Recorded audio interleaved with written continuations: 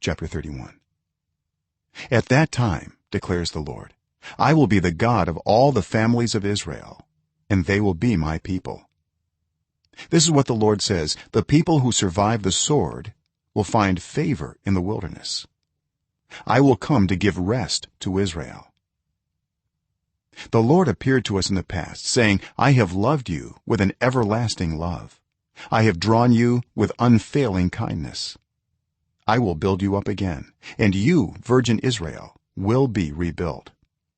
Again you will take up your timbrels and go out to dance with the joyful. Again you will plant vineyards on the hills of Samaria. The farmers will plant them and enjoy their fruit. There will be a day when watchmen cry out on the hills of Ephraim, Come, let us go up to Zion, to the Lord our God. This is what the Lord says: sing with joy for Jacob, shout for the foremost of the nations. Make your praises heard and say, Lord, save your people, the remnant of Israel. See, I will bring them from the land of the north and gather them from the ends of the earth. Among them will be the blind and the lame, expectant mothers and women in labor. A great throng will return. They will come with weeping. They will pray as I bring them back. I will lead them beside streams of water on a level path where they will not stumble, because I am Israel's father, and Ephraim is my firstborn son. Hear the word of the Lord, you nations. Proclaim it in distant coastlands. He who scattered Israel will gather them and will watch over his flock like a shepherd. For the Lord will deliver Jacob and redeem them from the hand of those stronger than they. They will come and shout for joy on the heights of Zion. They will rejoice in the bounty of the Lord, the grain, the new wine, and the olive oil, the young of the flocks and herds. They will be like a well-watered garden, and they will sorrow no more. Then young women will dance and be glad, young men and old as well. I will turn their mourning into gladness. I will give them comfort and joy instead of sorrow. I will satisfy the priests with abundance, and my people will be filled with my bounty, declares the Lord. This is what the Lord says: a voice is heard in Ramah, mourning and great weeping, Rachel weeping for her children and refusing to be comforted, because they are no more. This is what the Lord says: restrain your voice from weeping and your eyes from tears, for your work will be rewarded, declares the Lord.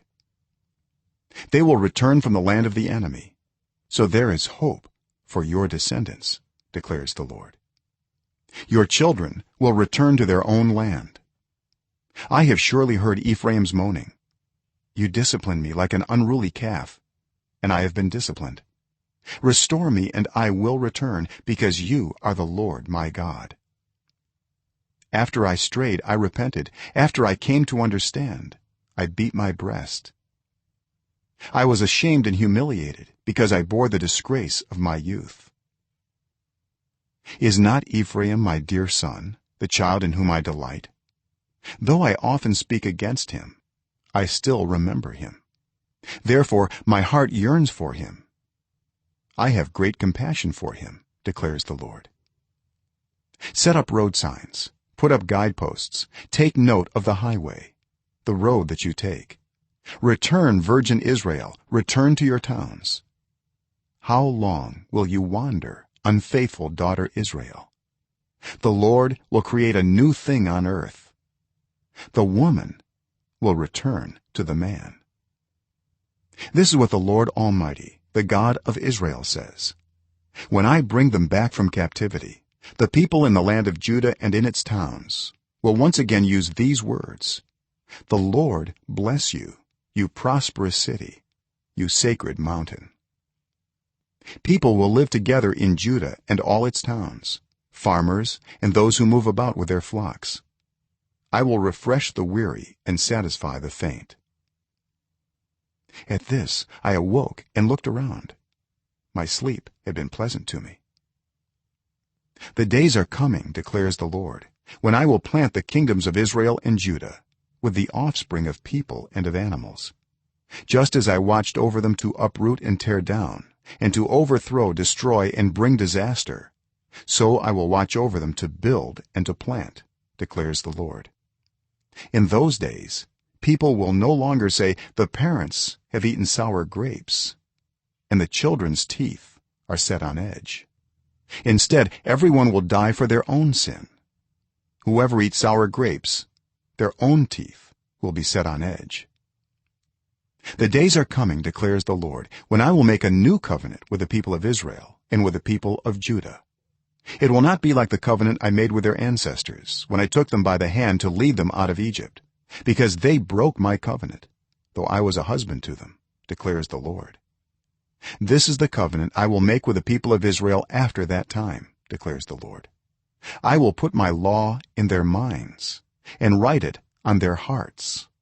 I will be their God and they will be my people.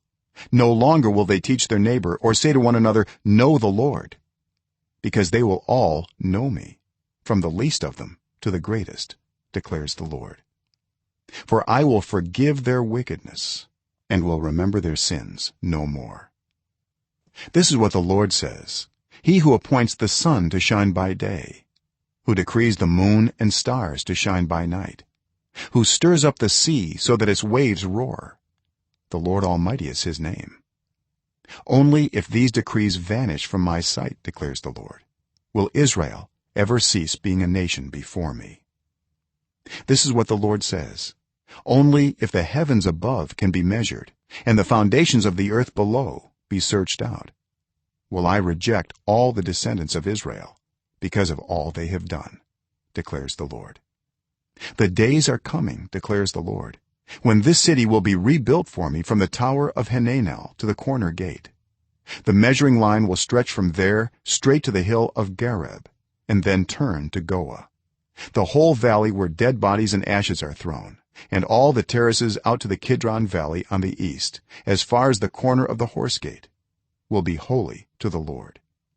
The city will never again be uprooted or demolished.